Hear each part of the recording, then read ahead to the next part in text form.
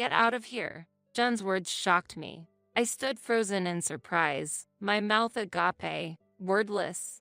It seems they do not understand their position. They better brace themselves. There's no other way but to make them understand my position. The moment I resolved myself, a wry smile appeared on my face. My name is Wendy Smith.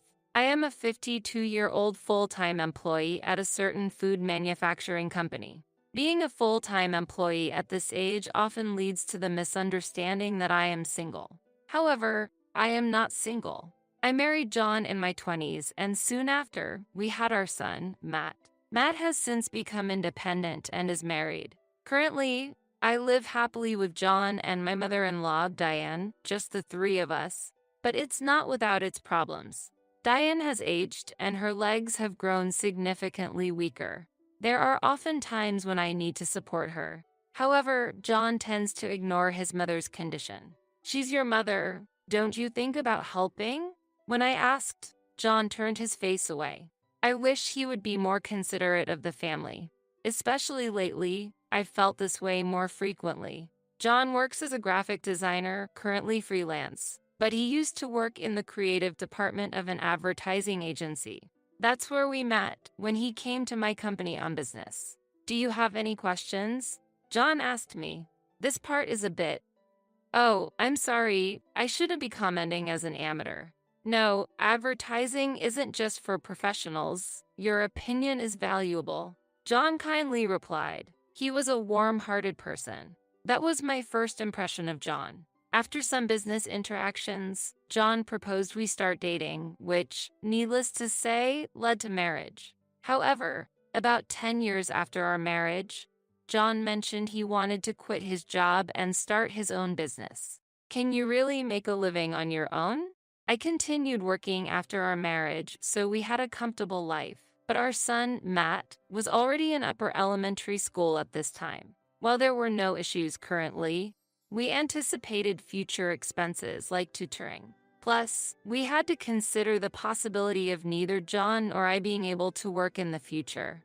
For these reasons, I couldn't agree with John giving up his stable situation. This led me to question him. I can still get work from my current workplace, so don't worry. You work from home too, right? Huh? Work from home? You used to go to the office, but now you work from home, right?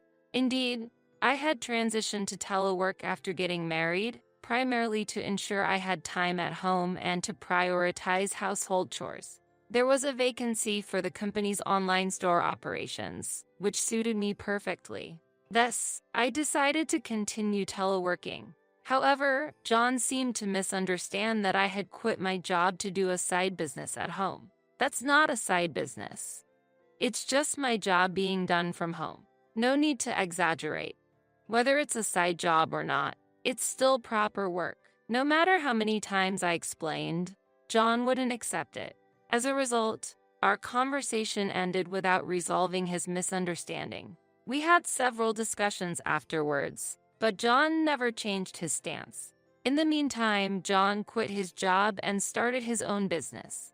I couldn't hide my anxiety, but contrary to my fears, John's business was doing well. He looked happier and more relaxed than before. It seems to be going well. Yeah, I get work through connections from my previous job and I can spend weekends with Matt, so it's really good. That's great. I felt relieved. However, a few years later, a new problem arose, which I brought up to John. Putting Mom in a nursing home?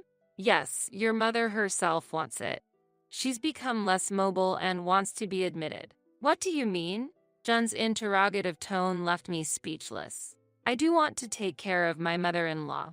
However, with both housework and my job, it's not that simple. Moreover, Matt is in middle school, facing high school entrance exams. With the need for support in various areas, I can't focus solely on my mother-in-law. After explaining these circumstances to John, he became visibly angry and vented his frustration. So, you plan to abandon my mother? It's not like that, but your mother herself. But that's what it comes down to, isn't it? If it's too hard, you could just quit your side job. I was at a loss for words to John's remark.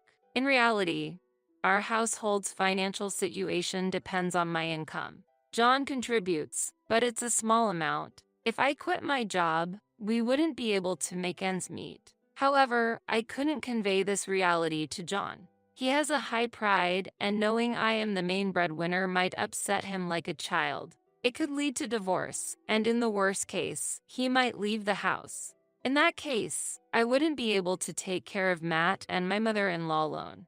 So, I remained silent. This silence marked the end of the discussion. Even if we didn't send my mother-in-law to a nursing home, my burden wouldn't increase. Indeed, her mobility has declined, but she can still manage most of her daily life on her own, and there are few situations where she needs my help. If she can sit in a chair, she can even cook. Therefore, having my mother-in-law at home to help with household tasks was actually more helpful for me. As time went by, Matt graduated from high school and moved out for college. My burden was significantly reduced, and gradually, I could pay more attention to my mother-in-law. One holiday, we planned to go shopping at her request. I asked John to drive us. "Hey, could you drive us? I'm going shopping with your mother." "Sorry, I have work today," John said, dressed in a suit, but something felt off. "What's with the suit?" "Oh, this. I got it new. It was a bit expensive, but it's important to look the part as the owner," John explained. I understood his reasoning, but it had been quite some time since he started his business. It made me wonder. I recalled an internet article suggesting that sudden changes in attire could be a sign of infidelity. Yet, there was no concrete evidence. Reluctantly, after seeing John off, I went out with my mother-in-law in a taxi, but couldn't stop thinking about John all day. Was he really having an affair? Since then, I've had my doubts about John. I thought about confronting him directly when the opportunity arose. Days passed without him showing any suspicious behavior. Time simply flowed on. Eventually, Matt informed us of his employment and later his marriage. Despite this, I couldn't find any solid proof of John's infidelity. I can't find evidence of infidelity, but now that Matt has his own family, maybe it wouldn't be a problem if we divorced. Just when I was contemplating this, my mother-in-law injured her leg going to the bathroom at night. Fortunately, the injury wasn't severe, but she was quite shaken and suddenly brought up this topic. "I've decided to go to a nursing home after all, and I have a request for you." The situation was completely different from before. If I chose divorce, my mother-in-law could be left alone. This thought made me unable to refuse her request. I decided to act according to her wishes. That was 6 months ago. Since then, I've been visiting my mother-in-law every weekend. After all, I'm concerned about your mother and can't bring myself to think about divorce. Muttering to myself, I returned home. "I'm back." "Ah, Mom, welcome back," Matt said. His wife, Sarah, was also there. "We've been waiting for you, Mother. Why are Matt and his family here?"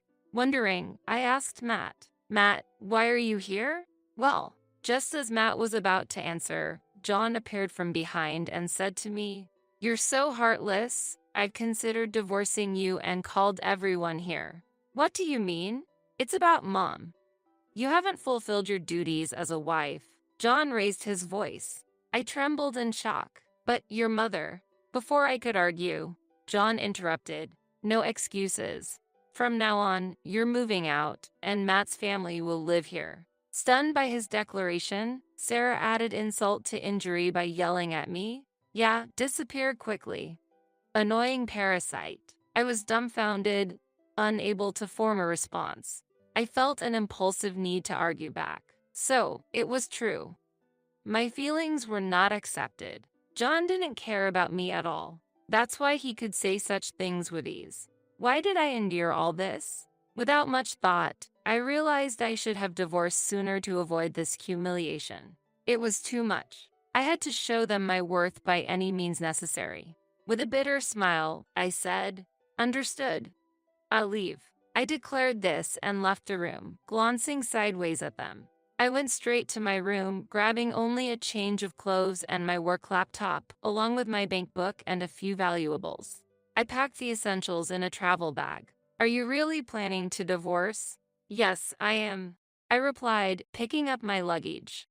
After a moment of contemplation, I proposed to John. I've decided. We'll divorce amicably for $10,000. If that's unacceptable, I'll hire a lawyer and deal with it thoroughly. It might be modest for adultery compensation. However, I didn't have the energy to fight with John at this point. So, I deliberately offered terms favorable to John. Why should I pay compensation? Because you're the one who brought up divorce. But I stared at John as he hesitated. Smiling, I said, then, shall we go through a lawyer?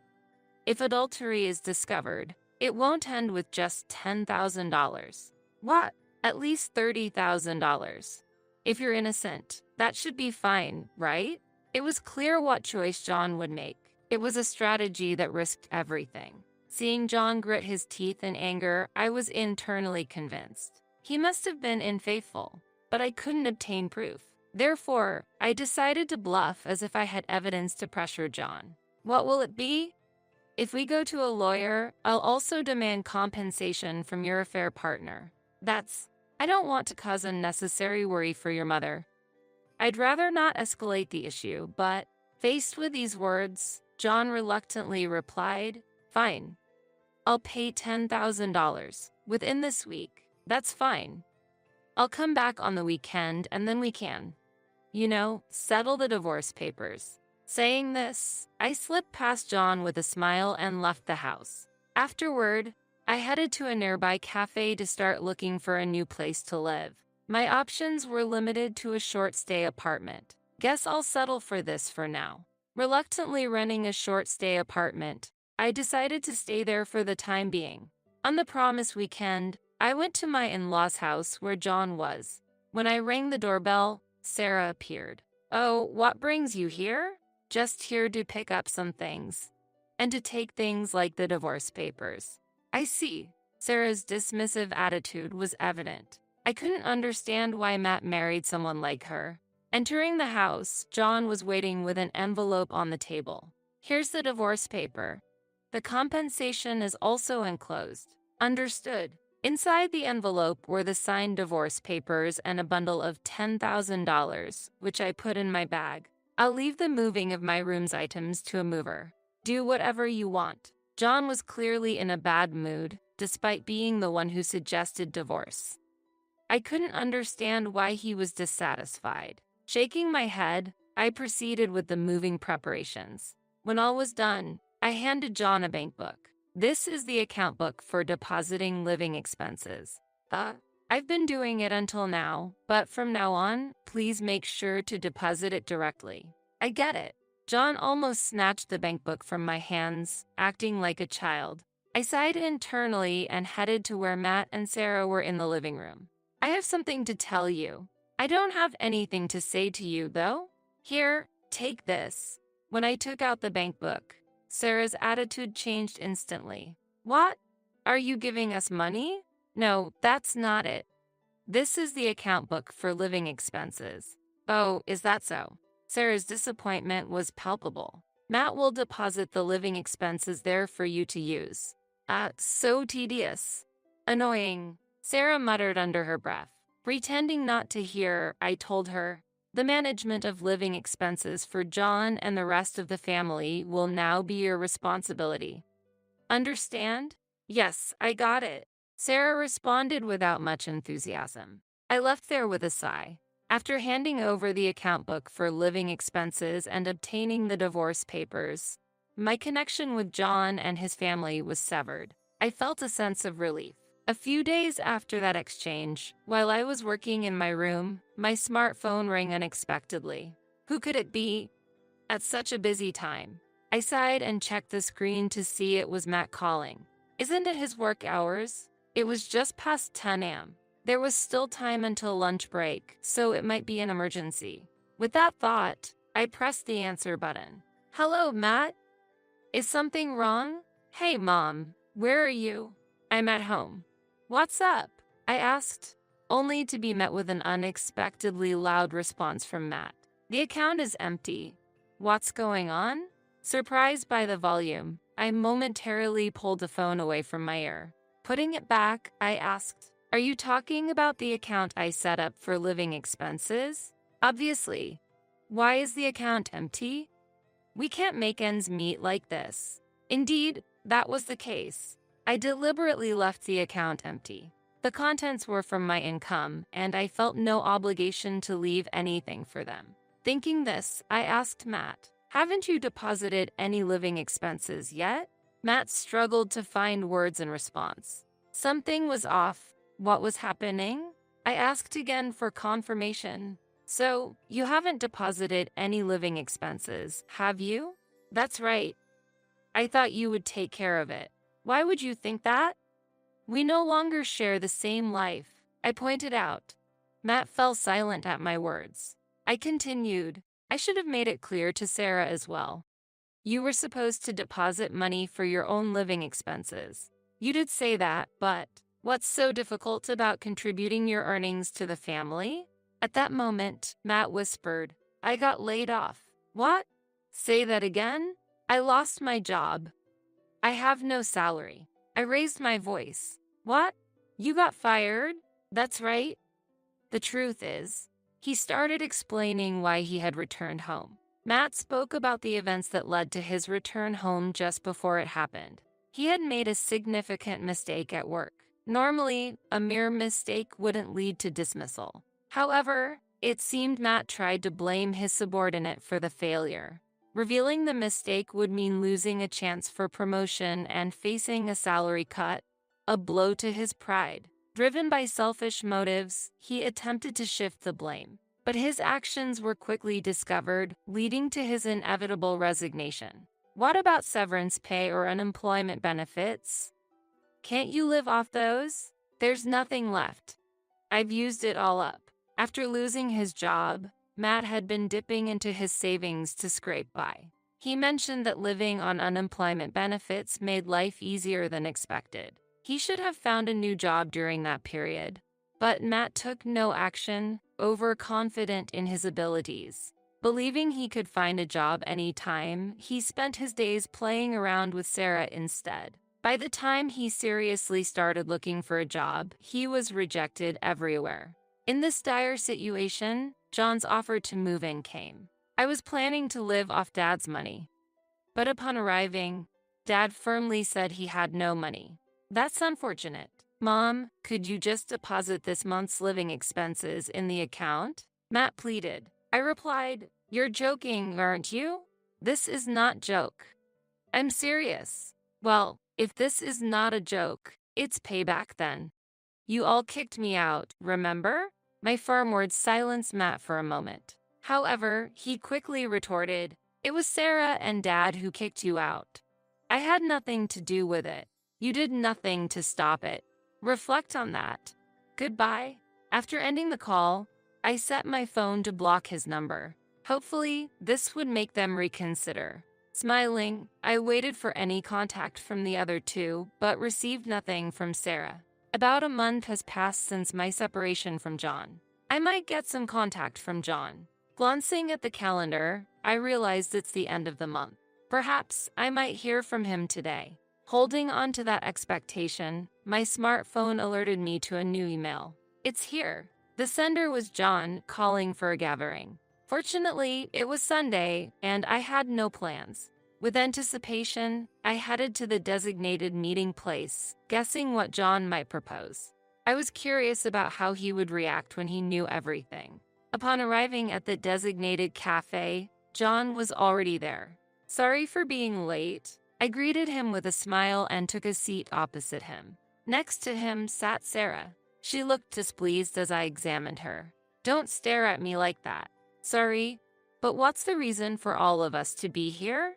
"It's about an important discussion related to our household's financial situation." Sarah frowned and was clearly upset.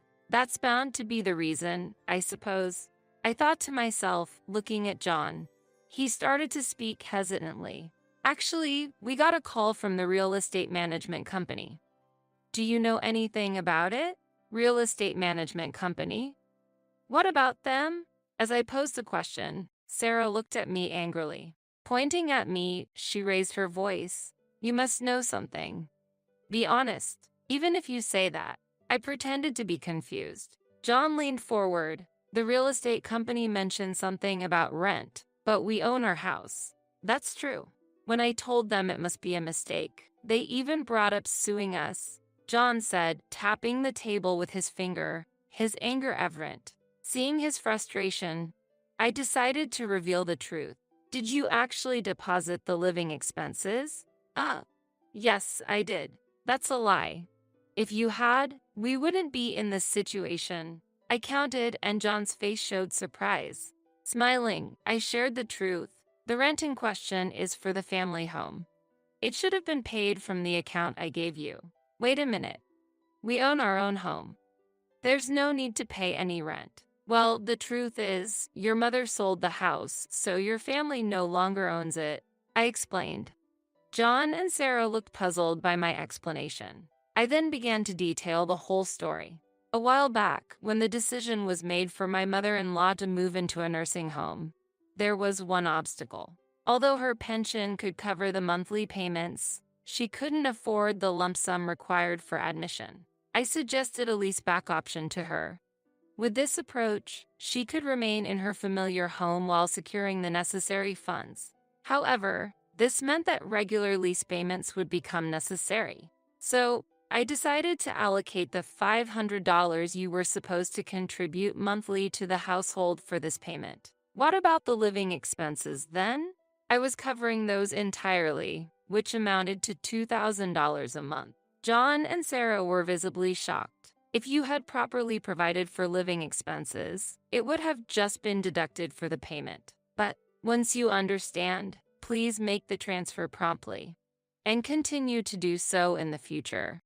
Okay. As I smiled, John began to panic. Sensing something was off, John finally confessed his true situation. Actually, my business failed and the company went bankrupt. Why did that happen? Well, as John hesitated, Sarah indignantly pointed out, he was having an affair and spent a fortune on that woman. That's why we're broke. According to Sarah, John had used the business funds to lavish money on his mistress, leading to the business's collapse. Unable to tell me directly, they hoped for Matt's financial support by inviting him and his family home. It's all Dad's fault. No, that's not. How is it not your fault? Pushing your responsibility onto others. You and your son are the same. Sarah erupted and an argument ensued. As they began to quarrel, I quietly left the scene. Later on, John and Matt struggled to find re-employment, and with the rent deadline approaching, they reluctantly started working part-time in retail. However, Matt couldn't stand being instructed by younger part-timers and quit. John, mocked for his age in his 50s, lost the will to continue working. Ultimately, they ended up borrowing money from dubious lenders and were forced to work on a fishing boat to repay their debts. Now, they are reportedly working on crab fishing boats in the north. Meanwhile, Sarah, having given up on them, returned to her parents' house temporarily. However, debt collectors visited there too, so she's currently working night shifts. As for myself, I'm enjoying living alone, occasionally visiting my mother-in-law in the nursing home, and leading a fulfilling life. My mother-in-law sometimes asks about remarriage, but I'm not in that mindset yet. However, there's someone at the nursing home who has caught my attention. It seems my mother-in-law has noticed too, but for now, I wish to just watch